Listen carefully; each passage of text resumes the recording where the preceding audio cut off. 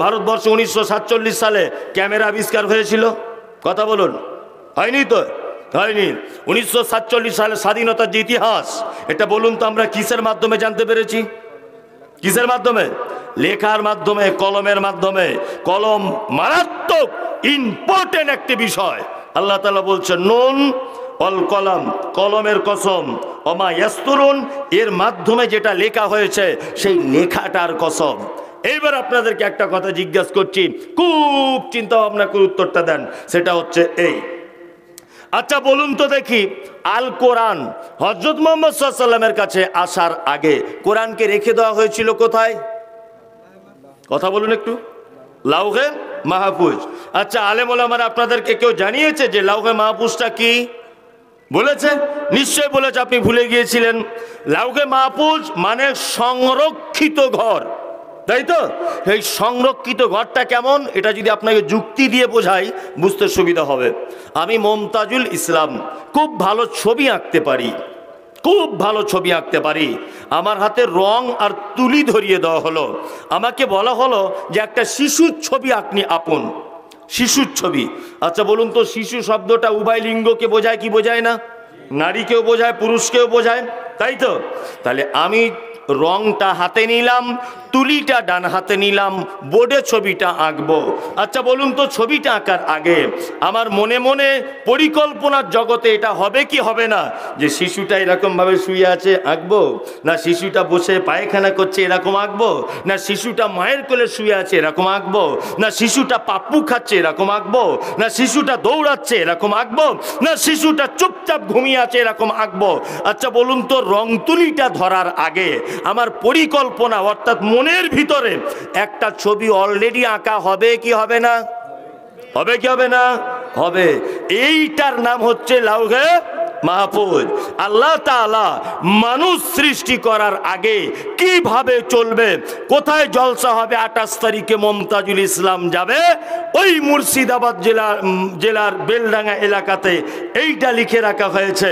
মমতাজুল ইসলাম গাড়ি থেকে নামবে, ঘরের ভিতরে বসবে, মানুষ ভিড় করবে, খাওয়া দাওয়া নাস্তা পানি কিছুই করবে না, ডাইরেক্ট স্টেজে চলে আসবে। চলো, এইটা পরিকল্পনা করে আল্লাহ যে রেখে দিয়েছিলেন, এটা কোরআন মাজিদের ভিতরে, এবং এইটার নাম হচ্ছে লাউহে মাহফুজ। লাউহে মাহফুজ মানে হচ্ছে পরিকল্পনার ঘর, যেখানে আল্লাহ কি পরিকল্পনা করে সবকিছু সাজিয়ে রেখেছিলেন। এই ঘরটার নাম কি? লাউহে মাহফুজ। এইবার আপনাকে আরেকটা কথা বলে রাখছি। আল্লাহ তাআলা বলছেন ওমা ইয়াসিরুন মা আনতা বিনিমাতি রাব্বিকা বিমাজনুন, আপনার রবের অনুগ্রহে আপনি পাগল নন। ওই যে প্রথমে বলেছি মুহাম্মদ সাল্লাল্লাহু আলাইহি ওয়াসাল্লামকে কি বলা হয়েছিল? পাগল। এইখানে আল্লাহ তার জবাব দিচ্ছেন মা আনতা বিনিমাতি রাব্বিকা বিমাজনুন, আপনার রবের অনুগ্রহে আপনি পাগল নন। ওয়া ইন্না লাকা লাআজরান গায়রা মামনুন, আল্লাহ তাআলা বলছেন আপনার জন্য রয়েছে অবশ্যই অশেষ পুরস্কার। ওই যে বেটাগুলো যখন মারা গেল, মুহাম্মদ সাল্লাল্লাহু আলাইহি ওয়াসাল্লাম বড় চিন্তায় পড়ে গিয়েছিলেন, তাই না? আল্লাহ তাআলা এখানে জবাব দিচ্ছেন, নবী চিন্তার কোনো বিষয় নেই, আপনার জন্য একটা মারাত্মক পুরস্কারের ব্যবস্থা করেছি। বলুন তো দেখি, কিয়ামতের মাঠে মানুষ আধ হাত উপরে, কারোর এক হাত উপরে, মাটি পুড়ে তামা হয়ে যাবে, মানুষ অসহ্য অবস্থায় থাকবে। পবিত্র আল কোরআন বলছে ইয়াউমা তারাউনাহা তাযহালু কুল্লু মুরজিআতিন আম্মা আরজাআত ওয়া তাযাউ কুল্লু জাতিন হামলিন হামলাহা ওয়া তারান নাসা সুকারা ওয়া মা হুম বিসুকারা ওয়ালাকিন্না আযাবাল্লাহি শাদীদ। কোরআন বলছে, কোরআন কি বলছে? যে গর্ভধারিণী মায়েরা বাচ্চা নিচের দিক দিয়ে পড়ে যাবে, বুঝতে পারবে না। আল্লাহু আকবার। এর নাম কিয়ামতের মাঠ। জি, পরিবেশ নষ্ট হয়ে যাবে, যে যেমন করে আছে তেমন ভাবেই থাক, অসুবিধা নেই। আসলে ওরা বসবে না, ওরা দাঁড়ানোরই লোক। এত জায়গা আছে কি চোখে দেখতে পায় না, এটা বলার কি আছে? ওর যদি অসুবিধা না হয় আমারও অসুবিধা নেই। আমি এইরকম বক্তা, কাউকে ডাকতে পারবো না। এটা তো আমার মেয়ের বিয়ে নয় যে না এলে মান সম্মান চলে যাবে। এলো না, আমার দেখার প্রয়োজন নেই। যে আসবে না মনে মনে করে নেবেন তার এই জায়গাটা খারাপ, আর কিছু নয়। তার এই জায়গাটা খুব খারাপ, এই জন্য এই মজলিসে বসতে পারছে না। আল্লাহ নবী সাল্লাল্লাহু আলাইহি ওয়াসাল্লামের মাঝখানে একটা হাদিস বলে দিচ্ছি। আল্লাহ নবী বলছেন, কোনো মানুষ যদি কোরআনের মজলিসে বসে কোরআনের কথা শ্রবণ করে আর যাওয়ার সময়তে যদি এই কথাটা বলে যায়, সুবহানাকাল্লাহুম্মা ওয়া বিহামদিকা আশহাদু আল্লা ইলাহা ইল্লা আনতা আস্তাগফিরুকা ওয়া আতুবু ইলাইক, এই দুয়াটা বলে যদি বাড়ি চলে যায়, তাহলে ওর এই দিনের এই নেকিটা, এই আমলটা, কোরআন শোনার এই নেকিটা, সরকারি যেমন চিঠিপত্র বা বিশেষ প্রয়োজনীয় কিছু এলে দেখবেন কিছু এই গালা দিয়ে সিল করা থাকে, থাকে না?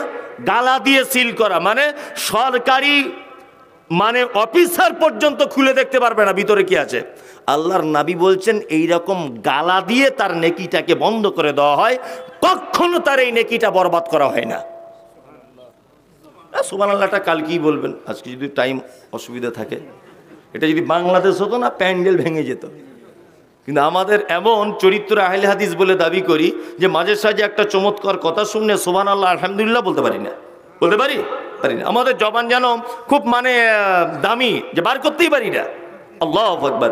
যে কথা বলছিলাম, আল্লাহ তাআলা সূরা হজের ভিতরে বলছেন, কিয়ামতের মাঠ, গর্ভবতী মায়েরা পেটের বাচ্চা তলার দিক দিয়ে নেমে যাবে, বুঝতে পেরে যাবে না। একজন মা তার বাচ্চা পায়ের কাছে এসে বলবে, মা দুধ দাও, দুধ দাও। মা সেদিন বাচ্চাকে দুধ দিতে ভুলে যাবে। এর নাম কিয়ামতের মাঠ। কিয়ামতের মাঠ মানে মানুষকে সেদিন দেখা যাবে মানুষ মাতালের মতো ঘুরছে।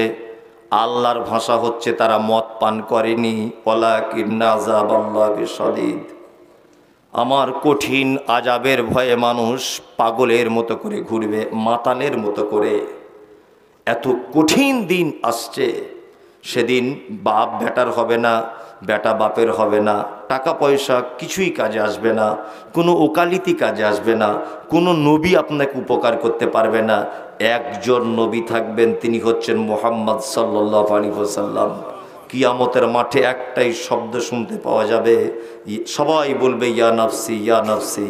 একজন মানুষের মুখ থেকে আওয়াজ আসবে, ইয়া উম্মতি, ইয়া উম্মতি। হে আল্লাহ, আমার উম্মতের কি হবে, আমার উম্মতের কি হবে? তিনি হচ্ছেন মুহাম্মদ সাল্লাল্লাহু আলাইহি ওয়াসাল্লাম। আল্লাহ তাআলা বলছেন, নবী আপনাকে আমি ঠকাইনি। গোটা কিয়ামতের মাঠে নবী ইব্রাহিম নিজের উম্মত নিয়ে দাঁড়িয়ে থাকবেন, নবী মুসা নিজের উম্মত নিয়ে দাঁড়িয়ে থাকবেন, নবী ঈসা নিজের উম্মত নিয়ে দাঁড়িয়ে থাকবেন, নূহ আলাইহিস সালাম নিজের উম্মত নিয়ে দাঁড়িয়ে থাকবেন। তবে এই মহা বিপদের দিনে গোটা কিয়ামতের মাঠ, পানি দাও, পানি দাও, কলিজা ফেটে গেল, পানি দাও। গোটা কিয়ামতের মাঠে কোনো নবী পর্যন্ত তার উম্মতকে পানি পান করাতে পারবেন না। একজন মানুষ পানির ডিপার্টমেন্টে থাকবেন, তিনি হচ্ছেন মুহাম্মদ রাসূলুল্লাহ সাল্লাল্লাহু আলাইহি ওয়াসাল্লাম। এই ডিপার্টমেন্টের নাম হচ্ছে হাউজে কাউসার। আল্লাহ তাআলা পবিত্র কোরআনে বলেন, ইন্না আতাইনাকাল কাউসার, নবী আপনাকে কাউসার দিয়ে দিয়েছি। ফাসল্লি লিরাব্বিকা ওয়ানহার, আপনি সালাত আদায় করুন, কুরবানি করুন। ইন্না, নিশ্চয়ই, শানিয়াকা হুয়াল আবতার, যারা আপনাকে বাঁধা বলছে আমি আল্লাহ তাদের শিকড় কেটে দিব। এইখানে একটা কথা আপনাকে বলে রাখছি। আচ্ছা বলুন তো দেখি, আবু জেহেলের কোনো উম্মত আছে? আবু লাহাবের আছে, আব্দুল্লাহ ইবনে উবাইয়ের আছে, উবাই ইবনে সুলুলের আছে। একটাও সারা পৃথিবীতে লোক আপনি দেখাতে পারবেন না যেই লোকটা আবু জেহেলের উম্মত। অথচ আমাদের নবী মুহাম্মদ সাল্লাল্লাহু আলাইহি ওয়াসাল্লামকে বদনাম দেওয়া হয়েছিল। তোমার বংশর মর্যাদা কি করে হবে, তোমার তাওহীদি মিশন কি করে চলবে, সব তো বন্ধ হয়ে যাবে, তোমার বেটা নেই। আল্লাহ তাআলা অত্র আয়াতে বলেছেন যে নবী আপনাকে আমি উত্তম পুরস্কারে পুরস্কারিত করব। কোথায় নূপুর শর্মা বাড়ি তার কোথায় জানা নেই, শুধু নবীর ব্যাপারে একটা কথা বলেছে, মুসলমানরা কাফনের কাপড় মাথায় বেঁধে রাস্তায় নেমে গেছে কি যায়নি? কাফনের কাপড় মাথায় বেঁধে আপনাদের বেলডাঙ্গা বহরমপুরে রেল অবরোধ করা হয়েছিল, রেলে আগুন লাগিয়ে দেওয়া হয়েছে, বিভিন্ন জায়গাতে রাস্তা অবরোধ করা হয়েছে। মুসলমানরা না খেয়ে দিনের পর দিন কাফনের কাপড় মাথায় বেঁধে তারা রাস্তা অবরোধ করে দিয়েছে। দিয়েছে, এর নাম হচ্ছে সম্মান, আর এর নাম হচ্ছে ইজ্জত। আল্লাহ তাআলা বলছেন আপনাকে অবশ্যই আমি পুরস্কারে পুরস্কারিত করেছি। আল্লাহু আকবার। তারপর আল্লাহ তাআলা বলছেন ওয়া ইন্নাকা লাআলা খুলুকিন আযীম। এই যে নবীজিকে বলা হয়েছিল চরিত্রহীন, মনে আছে? আগে বলেছি। আল্লাহ এই কথার জবাব দিচ্ছেন ওয়া ইন্নালাকা লাআজরান গাই। ও আল্লাহ তাআলা বলছেন যে আপনাকে অবশ্যই উত্তম চরিত্রের অধিকারী করেছি। ওয়া ইন্নাকা লাআলা খুলুকিন আযীম, নিশ্চয় আপনি মহান চরিত্রের অধিকারী। এইখানে কয়েকটা দুনিয়াবি কথা বলি, কারো যেন জ্বালা না ধরে যায়। জ্বালা ধরলেও আমার কিছু করারও নাই। আচ্ছা বলুন তো, বর্তমান সমাজে একটা শব্দ ব্যবহার করা হয়, শব্দটার নাম নেতা। বলি না? এ বলছে আমি বিজেপির নেতা, ও বলছে আমি বামফ্রন্টের, ও বলছে আমি তৃণমূলের, ও বলছে আমি অমুকের, ও বলছে আমি পিডিসিআই, ও বলছে আমি অমুকের। নেতা বলছে না? কেউ বলছে আমি কংগ্রেস করি, নেতা বলছে না? নেতা বলছে। আর আমরা মাঝে মধ্যে স্লোগান দিই, মুসলমান স্লোগান দিই আর বলি এবার ভোটে জিতবে কে? আমাদের নেতা অমুক ছাড়া আবার কে? আমার নেতার চরিত্র ফুলের মতো পবিত্র। স্লোগান দিই না? এই তুমি জাতিতে মুসলমান, তুমি যদি এই স্লোগান দাও অবশ্যই কিয়ামতের মাঠে তোমাকে আসামির কাঠগড়াতে দাঁড় করানো হবে। কারণ তুমি যে নেতার সার্টিফিকেট দাও আমার নেতার চরিত্র ফুলের মতো পবিত্র, ওই নেতা রাতের বেলা এক রকমের কথা বলে, দিনের বেলা আর এক রকমের কথা বলে। ওই নেতা 100 দিনের টাকা মেরে খায়, ওই নেতা ইন্দিরা বাসনের ঘর মেরে খায়, ওই নেতা জনগণের টাকা মেরে খায়, ওই নেতাই মানুষের রক্ত শোষণ করে। পৃথিবীতে একজন মানুষ নেতা, তিনি হচ্ছেন মুহাম্মদ সাল্লাল্লাহু আলাইহি ওয়াসাল্লাম।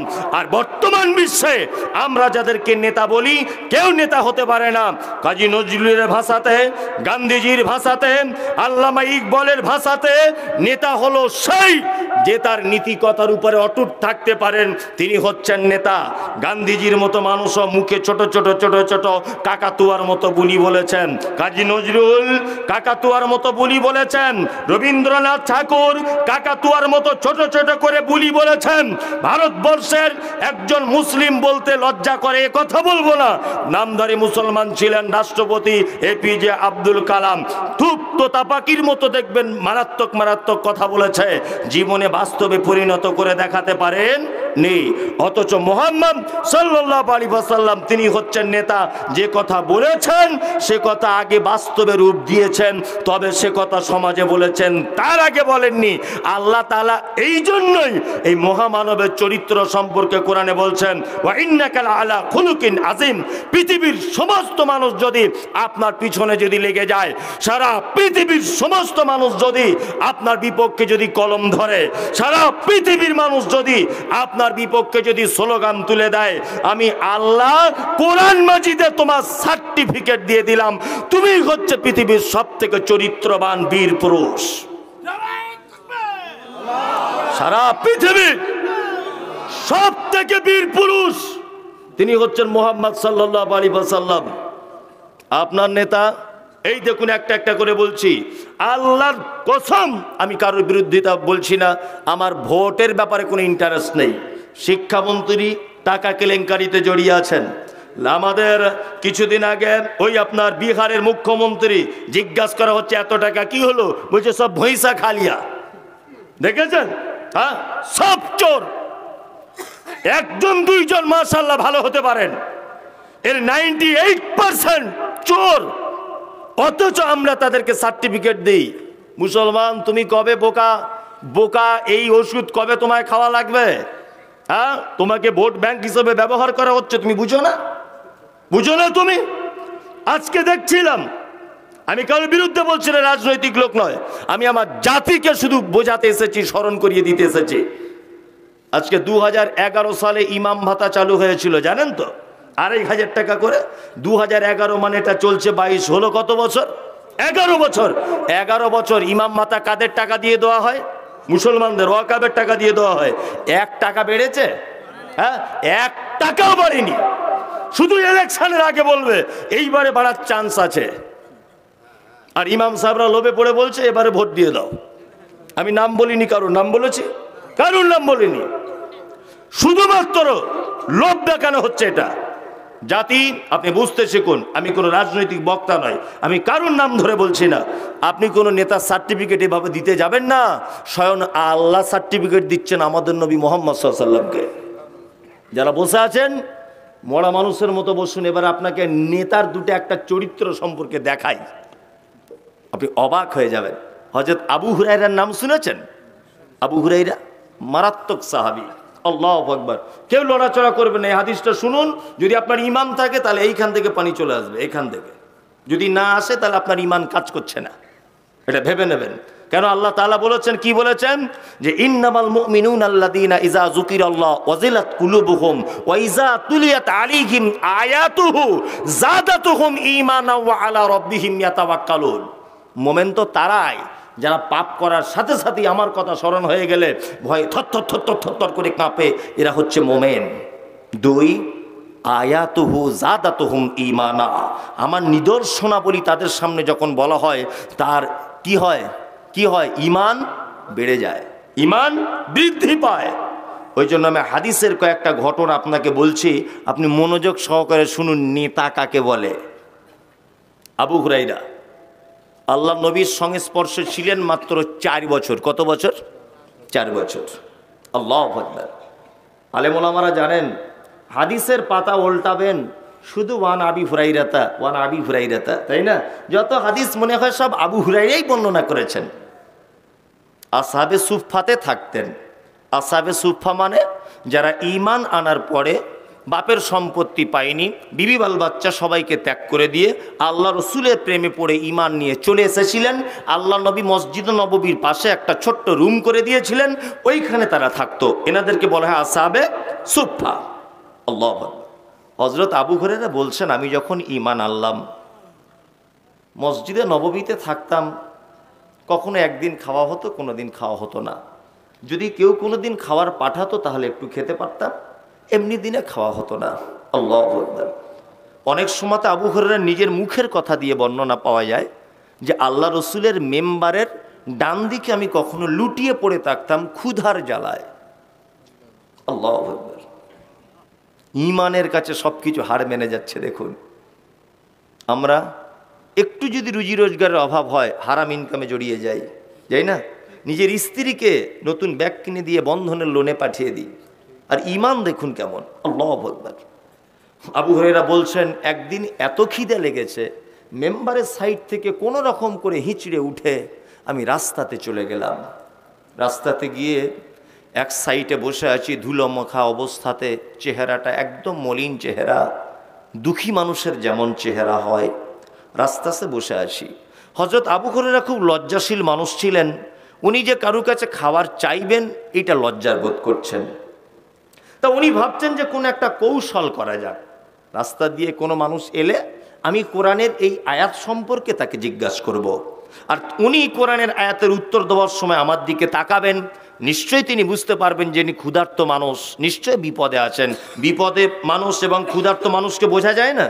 যায়, দেখলে অনেকটা বোঝা যায় যে লোকটা টেনশনে আছে বা ক্ষুধার্ত, বোঝা যায় না? যায়। রাস্তা দিয়ে আসছেন কে?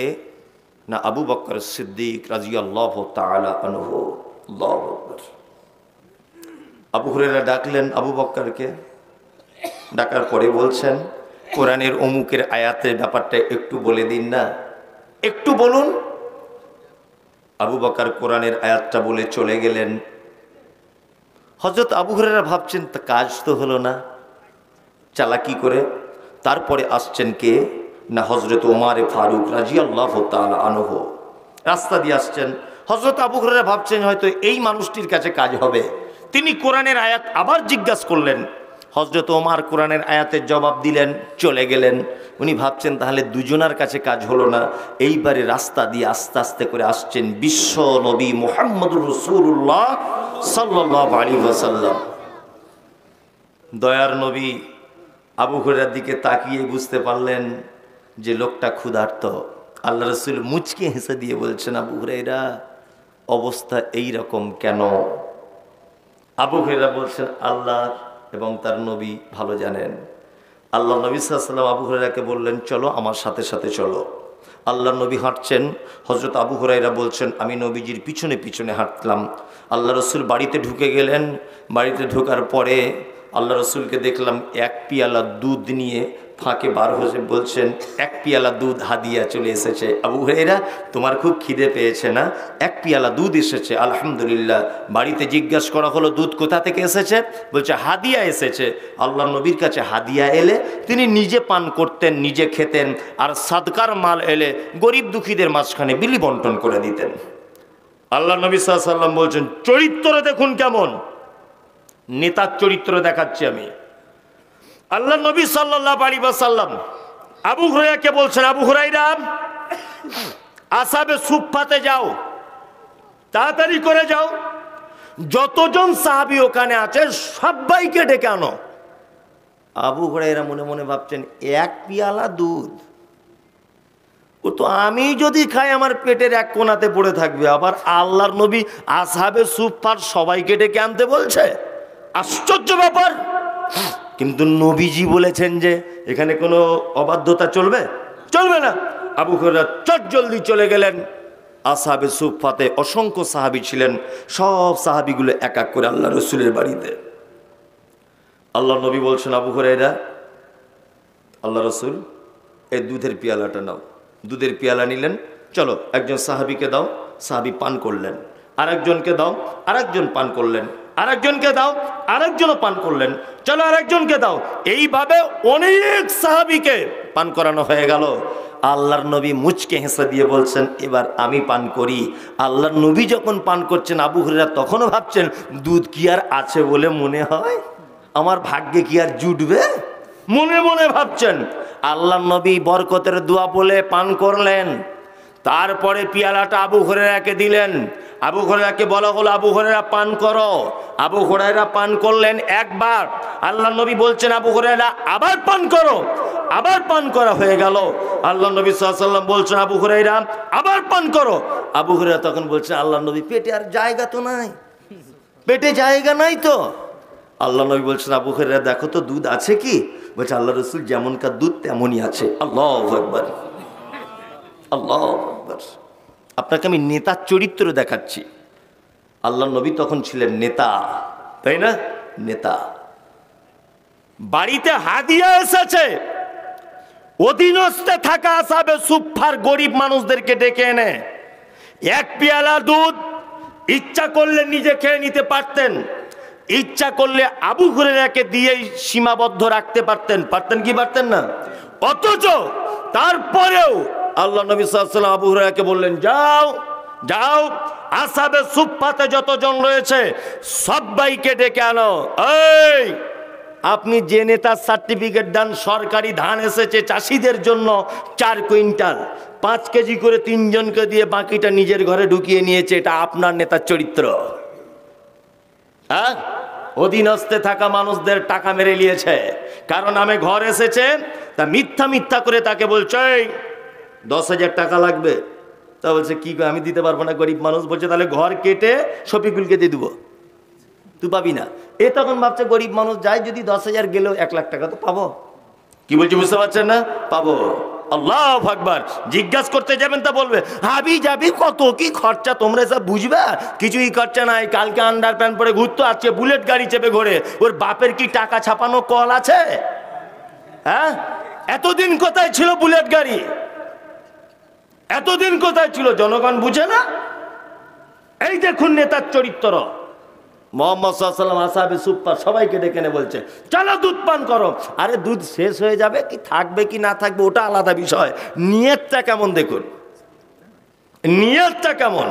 আল্লাহু আকবার। আল্লাহ তাআলা তারপরে আবার নবীকে বলছেন, ফাসাতুবসিরু ওয়া ইউবসিরুন, অচিরেই আপনিও দেখতে পাবেন, তারাও দেখতে পাবে, আইয়াকুমুল মাফতুন, তোমাদের মধ্যে কারা ক্ষতিগ্রস্ত হয়েছে। এটা আল্লাহ নবী সাল্লাল্লাহু আলাইহি ওয়াসাল্লামের ক্ষতিগ্রস্ত হয়েছে না আবু জেহেল আবু লাহাব ক্ষতিগ্রস্ত? আবু জেহেল আবু লাহাব ক্ষতিগ্রস্ত।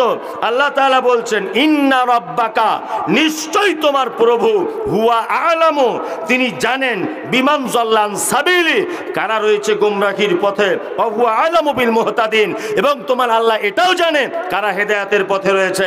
এইবার আমাদের নবী সাল্লাল্লাহু আলাইহি ওয়াসাল্লামকে কয়েকটা জিনিস নিষেধ করছেন আল্লাহ। আল্লাহর নবীকে নিষেধ করছেন মানে আমাদেরকেও নিষেধ করছেন, তাই তো? আমাদেরকেও নিষেধ করছেন। চলুন, ফালা তুতিল মুকাজ্জিবিন। এক নম্বরে আল্লাহ বলছেন, নবী, যারা মিথ্যা কথা বলে কথায় কথায়, আপনি তাদের আনুগত্য করবেন না। যারা কথায় কথায় মিথ্যা কথা বলে আপনি তাদের আনুগত্য করবেন না। সেটা গ্রাম্য নেতা হোক, সেটা থানা ওয়াইজ নেতা হোক, জেলা ওয়াইজ নেতা হোক, রাষ্ট্রীয় প্রধান হোক, আপনার পীর সাহেব হোক, মসজিদের ইমাম হোক, বক্তা হোক, হেডমাস্টার, আপনার প্রিন্সিপাল, যেই হোক না কেন, যার অধীনস্থে মানুষ কাজবাজ করে, ঠিকাদার হতে পারে, একজন মানুষ যার অধীনে ২০-৩০ জন মানুষ থাকে, আল্লাহর নবী সাল্লাল্লাহু আলাইহি ওয়াসাল্লামকে বলা হচ্ছে ফালা তুতিল মুকাজ্জিবিন, কখনোই আপনি আনুগত্য করবেন না যারা কথায় কথায় মিথ্যা কথা বলে। এই যে আপনাকে বলছি, ভোটের আগে রাস্তার ধারে পথসভা করতে করতে মিথ্যা প্রতিশ্রুতি দিয়ে গেছে। এইবারে একবার আপনাকে ভোট দিয়ে দেখুন, এই যে মাটি কাদার রাস্তা, এমন রাস্তা করে দিব যে হেলিকপ্টার ছুটবে। একবার ভোটটা দিয়ে দেখো, দিয়ে জিতিয়ে দেওয়া হলো, মামুকে আর খুঁজেই পাওয়া যায় না। এটা হচ্ছে কি হচ্ছে না? খুঁজেই পাওয়া যায় না। ধর্মীয় মিথ্যুক নেতা, এই দেখুন কত বড় মিথ্যা কথা বলে। আমি সোশ্যাল মিডিয়াতে কথা বলেছি বলে আমার মাথার দাম দিয়েছে 10 লাখ টাকা।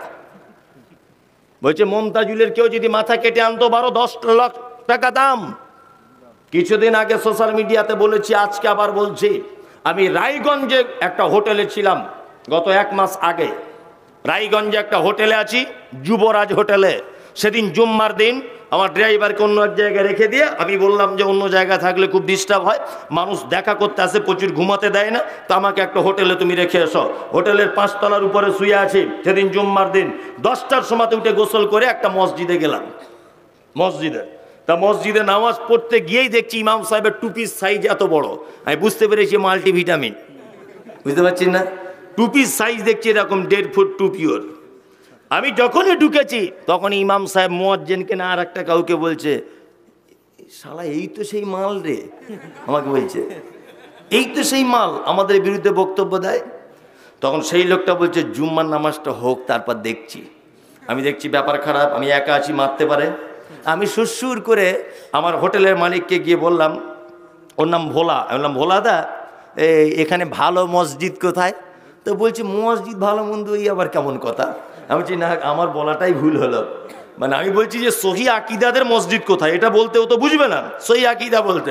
আমি বলে ফেলেছি ভালো। ও বলছে ভালো বলতে পারবো না, তবে রায়গঞ্জ ঘড়ি মোড়ে একটা মসজিদ আছে, ওইখানে যান। ঘড়ি মোড়ে মসজিদে গেলাম, নামাজ পড়া শেষ হয়ে গেল। বসে আছি, লোকজন ব্যাপক ভিড় করে বসে আছে, মোটামুটি 20-50 জন হবে। আমাকে দেখছে, কেউ সেলফি তুলছে, এই করছে, যাই হোক বসে আছি। একটা লোক ফোন করেছে ভিডিও কলে, এই বড় তার মাথার টুপির সাইজ। আমাকে ফোন করেই বলছে, শালা তোকে যদি পাই, ঠিক এই ভাষায়, শালা তোকে যদি পাই আর তোর মাথা যদি কেউ কেটে এনে দিতে পারে 10 লাখ টাকা দিব তাকে। আমি তখন জবাব দিয়ে বলছি, ওরে আমার মাথার তাহলে দাম আছে বলতে হবে, তোর মাথায় গোবর ভরা আছে ওই জন্য কোনো দাম নেই। তোর মাথাতে গোবর আছে, কোনো দাম নেই তোর মাথার। আমার মাথার অনেক মূল্য, ওই জন্য 10 লাখ টাকা তোমরা দাম দিয়েছ। জি, মিথ্যুক, কত বড় মিথ্যুক। আপনাকে একটা কথা বলি, আল্লাহর নবী সাল্লাল্লাহু আলাইহি ওয়াসাল্লাম বেঁচে থাকা অবস্থাতে কেউ ইমামতি করতে পাবে? ভালো করে বুঝবেন, যুক্তি দিয়ে বোঝাচ্ছি। ধরে নেন এইখানে আল্লাহর নবী সাল্লাল্লাহু আলাইহি ওয়াসাল্লাম আছেন, ধরে নেন। আচ্ছা, এখানে যত বড়ই পণ্ডিত থাক, কেউ আগে বেড়ে ইমামতি করতে পাবে? পাবে না। নবীজি থাকা অবস্থাতে 2 জন মাত্র আল্লাহর নবী জীবদ্দশাতে ইমামতি করেছিলেন, 2 জন। তার মধ্যে তাও একজনের ব্যাপারে ইখতিলাফ আছে, আর একজনের ব্যাপারে ক্লিয়ার। আমি ক্লিয়ারটাই বলছি। কি? তার নাম হচ্ছে আবু বকর সিদ্দিক রাদিয়াল্লাহু তাআলা আনহু। আল্লাহ রাসূল একদম বিছান সজ্জায় আম্মা জান আয়েশার উরুতে মাথা দিয়ে শুয়ে আছেন, কখনো জ্ঞান হারিয়ে ফেলছেন, কখনো জ্ঞান আসছেন। আল্লাহ নবী বারবার আয়েশাকে বলছেন মেসওয়াকটা দাও না, মেসওয়াকটা দাও।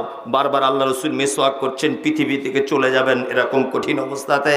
আজান হয়ে গেছে, হজরত বেলাল আজান দিলেন। আজানের পরে আল্লাহ নবী সাল্লাল্লাহু আলাইহি ওয়াসাল্লাম আয়েশাকে বলছেন, আয়েশা একবার আমার মাথাটা তুলে মসজিদের জানালার দিকে দেখাও, এই মসজিদের দৃশ্যটা দেখতে চাই। আম্মা জান আয়েশা বলছেন, আল্লাহ রসুল আপনি তো মসজিদে মনে হয় যেতে পারবেন না। আল্লাহ রসুল বলছেন, আমি যেতে পারবো না, ঠিক আছে। এই নামাজ প্রতিষ্ঠার জন্য উহুদের মাঠে আমাকে মেরে দাঁত ভেঙে দেওয়া হয়েছিল, বদরে মার খেয়েছি, খন্দকে অনেক কষ্ট পেয়েছি, না খেয়ে পেটে পাথর বাঁধতে হয়েছিল, উহুদে আমার দাঁত ভেঙে গিয়েছিল, অসংখ্য সাহাবীদের প্রাণ চলে গেছে, অসংখ্য নিরীহ শিশুদের জীবন চলে গেছে, অসংখ্য মহিলারা বিধবা হয়ে গেছে, অসংখ্য অবদান রয়েছে আমার অসংখ্য সাহাবী। আয়েশা শুধু একবার মসজিদের দৃশ্যটা দেখাও।